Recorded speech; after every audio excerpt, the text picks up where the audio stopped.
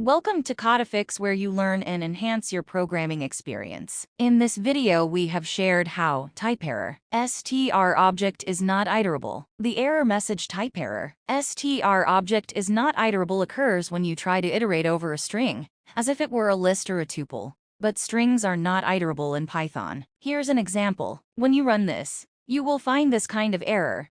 This code tries to iterate over the myString variable using a for loop. But since myString is a string, not a list or tuple, it is not iterable. As a result, Python raises a type error with the message str object is not iterable. To fix this error, you can convert the string to a list or tuple using the list or tuple functions like this. Let's run this code.